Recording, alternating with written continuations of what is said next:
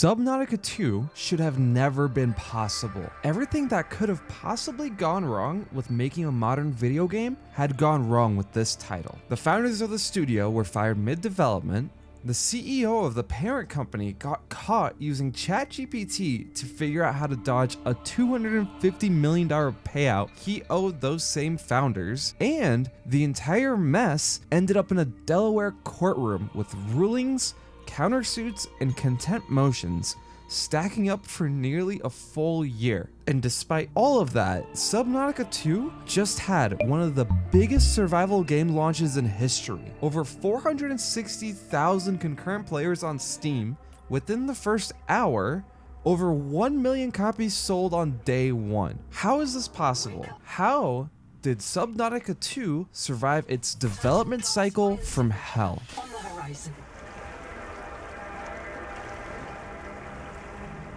To understand what actually happened to Subnautica 2, you have to start with how successful the original Subnautica actually was. The first Subnautica launched in full release in 2018 after spending 4 years in early access. It was a single-player underwater survival game with no hand-holding, no traditional UI markers, and the audacity to throw the player into an alien ocean filled with creatures the size of skyscrapers and asks you to figure it out. It very quickly became a generational hit. Combined with this 2021 standalone expansion, the franchise has sold over 17.5 million copies. The original Subnautica is one of the best-selling survival games ever made, and one of the most consistently positively reviewed games on Steam. The studio behind it was Unknown Worlds Entertainment, a small, fully remote, globally distributed team that had been around since the early 2000s. The studio's roots actually goes all the way back to a 2003 Half-Life mod called Natural Selection, made by a developer named Charlie Cleveland. Over the years, Cleveland built that into a full studio, with Max McGuire serving as technical director and Ted Gill stepping in to handle the business side as CEO. The trio became the leadership core of Unknown Worlds for over 2 decades. Subnautica was their breakout. Below Zero, their DLC, proved that it wasn't a fluke, and by the early 2020s, every major publisher in gaming wanted to acquire them. And in October of 2021, that's exactly what happened. Krafton, the South Korean publisher best known for PUBG, acquired Unknown Worlds for $500 million. But the structure of the deal is where things get a little bit interesting.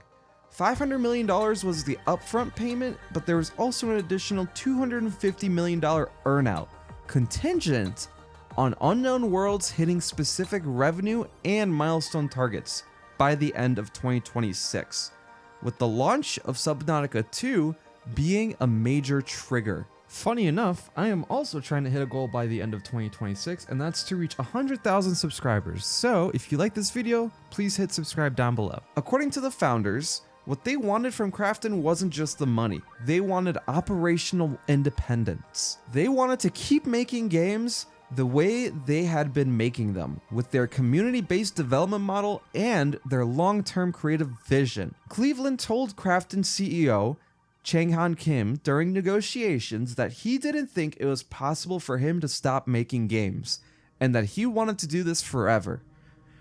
Kim assured the founders that Krafton would preserve the studio's creative autonomy. The first year after the acquisition went reasonably well. Cleveland's responsibilities shifted from CEO and design director to franchise creative director, which meant he was no longer running day-to-day operations at the studio, but instead was focusing on growing the franchise into other media. He explored a Subnautica film or television adaptation with Krafton's encouragement as part of what was internally called a transmedia strategy to broaden the IP's value.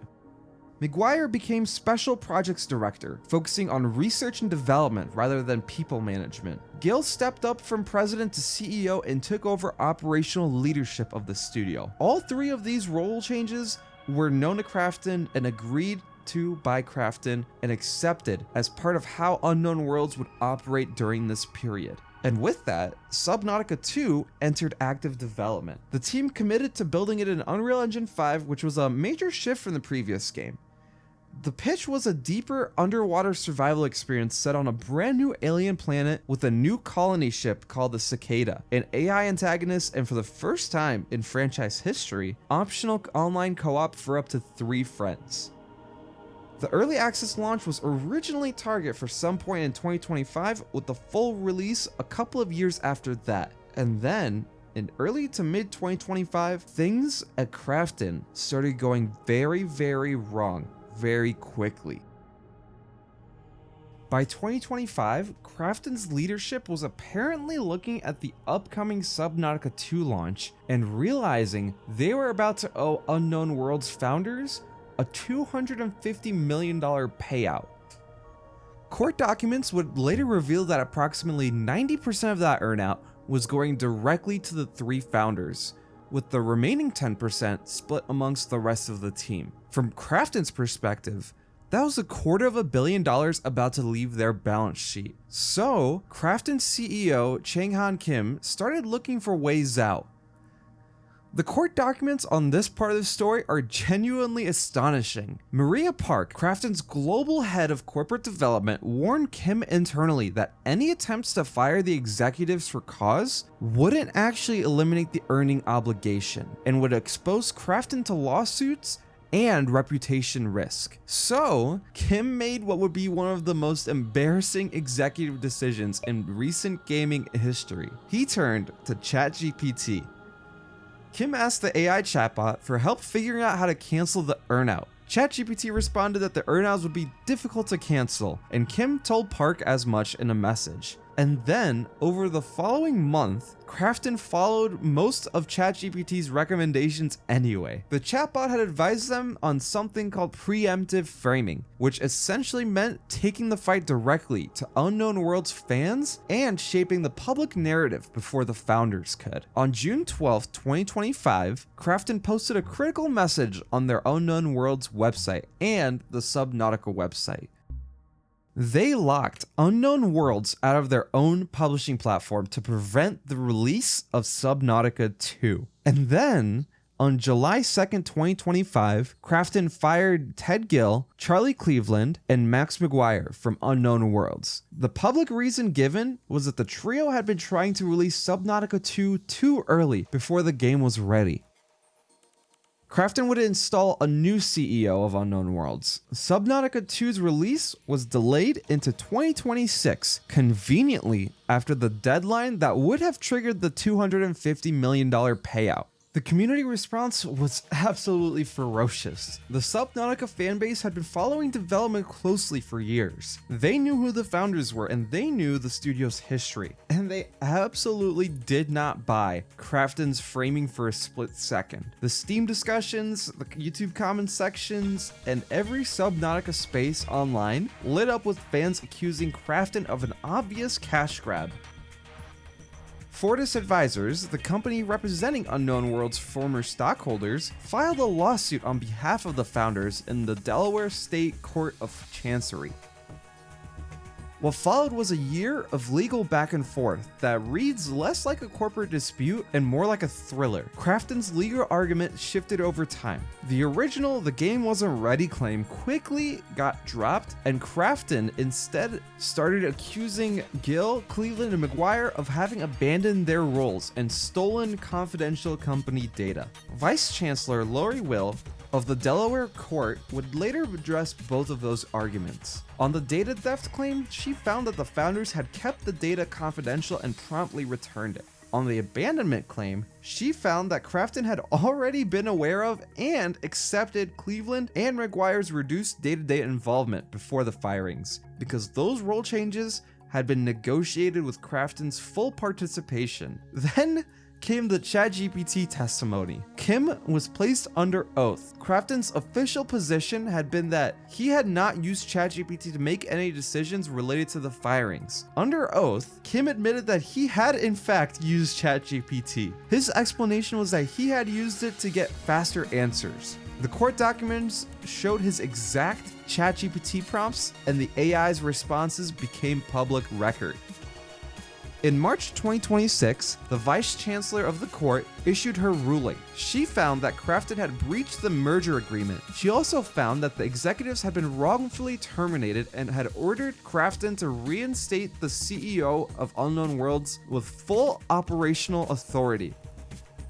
She did not, however, order the reinstatement of Cleveland or McGuire on the grounds that restoring Gil alone was sufficient to vindicate the founders' operational rights. And she extended the deadline for Unknown Worlds to hit their $250 million earnings target by 9 months, effectively giving them a new window to qualify. But the chaos wasn't quite over just yet. Almost immediately after the court's ruling, Krafton, through outgoing interim CEO, sent a letter to IGN announcing that Subnautica 2 would launch into early access in May of 2026. Gil found out about the announcement from the leak itself. He had not approved it, and he had not even resumed control of the studio yet. The founders filed a motion claiming Krafton had violated the court's order by making that announcement without authority and was effectively engaging in contempt of court. Several weeks later, the founders withdrew that motion with no public explanation,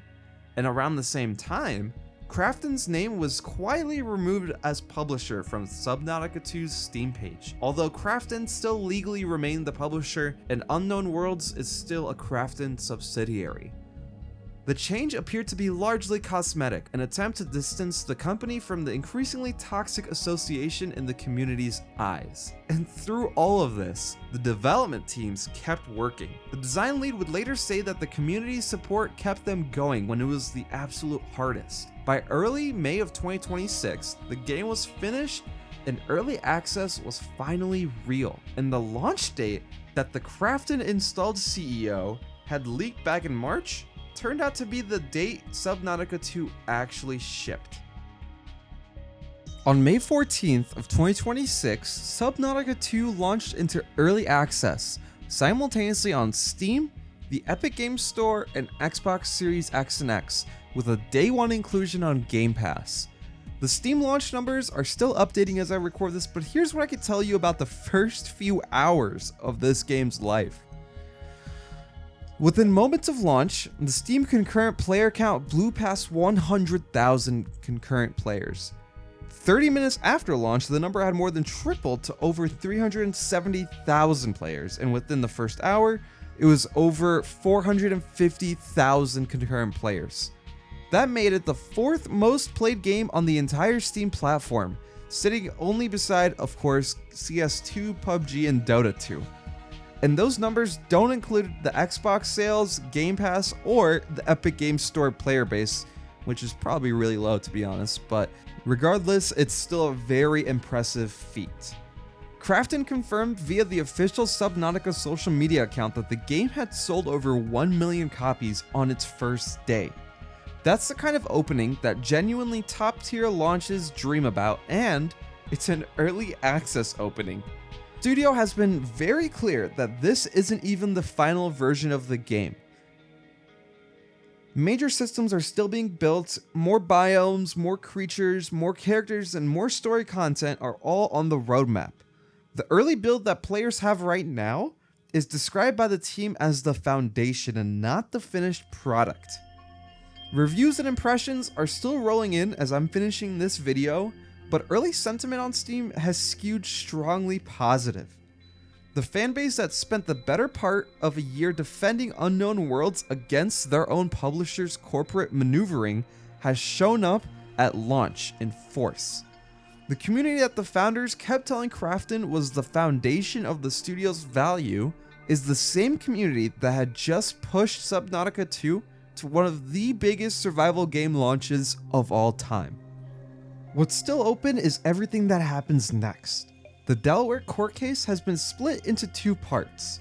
The first part, which covered Krafton's interference with the early access release date and control of the studio, has already been decided in the founders' favor.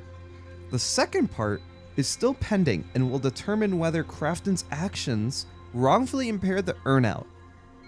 If the courts ruled against Krafton there, the company could owe Gil, McGuire, and Cleveland damages, on top of giving them the opportunity to still hit that $250 million payout under the extended deadline. Given the trajectory of the first half of the case and the public record evidence already established, including the ChatGPT testimony and the documented internal warnings from Krafton's own corporate development team, that ruling does not look too great for Krafton. What Subnautica 2 ultimately becomes over the next 2 to 3 years of early access is going to depend on the team that's still there building it, working through the most public corporate drama any of them have ever been through, with a community watching every single update. The founders who built this franchise are still legally entangled with the publisher that fired them. The CEO who consulted ChatGPT about how to dodge their payout is still running that publisher. And the game itself, despite all of that, is currently sitting near the top of Steam's most played list, surrounded by people who have apparently decided that none of the corporate chaos behind the curtain is gonna stop them from diving in. That's where Subnautica 2 stands today. A genuinely massive launch on top of a genuinely insane backstory, with 2 to 3 years of early access still ahead of it and a courtroom verdict still to come. If you enjoy this deep dive, no pun intended, into Subnautica 2's development and launch, let me know in the comments what you want me to cover next.